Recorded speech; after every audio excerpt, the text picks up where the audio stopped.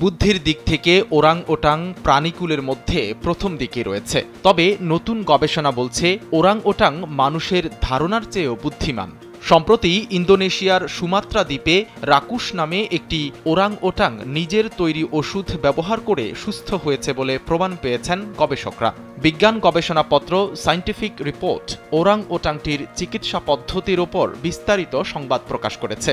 The guardian জানিয়েছে, রাকুশ নামে orang ওটাংটি ইন্দোনেশিয়ার গুনাং লেসার ন্যাশনাল পার্কের বাসিন্দা। 2022 সালের জুন মাসে গবেষকরা দেখতে পান তার মুখে বেশ বড়সড় একটি ক্ষত তৈরি হয়েছে। এরপর থেকে তাকে নজরে রাখতে শুরু করেন গবেষকরা। অন্য কোনো পুরুষ ওরাং ওটাংয়ের সঙ্গে মারামারি করতে গিয়ে রাকুশের মুখে ক্ষতটি তৈরি হয়েছে বলে ধারণা। যমুনা ইস্তি, the goodness of purified air. আমার বাসায় এনেছি যমুনা ইস্তি, আপনি কিনছেন তো? পরবর্তী সময়ে গবেষকরা খেয়াল করেছেন রাকুশ একটি গাছের পাতা চিবিয়ে পেস্ট তৈরি করেছে। ওই পেস্ট থেকে রস বের করে সে তার ক্ষতস্থানে লাগাতে শুরু করে।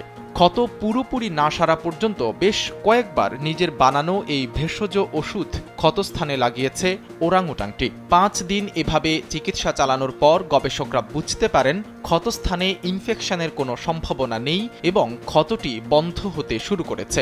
প্রায় 1 মাস পরে সম্পূর্ণ সুস্থ হয়ে ওঠে রাকুশ। এতে বিজ্ঞানীরা বুঝতে পারেন রাকুশ ওই গাছের ভেষজ গুণ সম্পর্কে জানত, কারণ সে গাছের পাতা খেত না। তাছাড়া রস লাগানো এবং দীর্ঘদিন ধরে চিকিৎসা অব্যাহত রাখায় বলে দেয় সে জেনে শুনেই ওষুধ তৈরি করে ব্যবহার করেছে।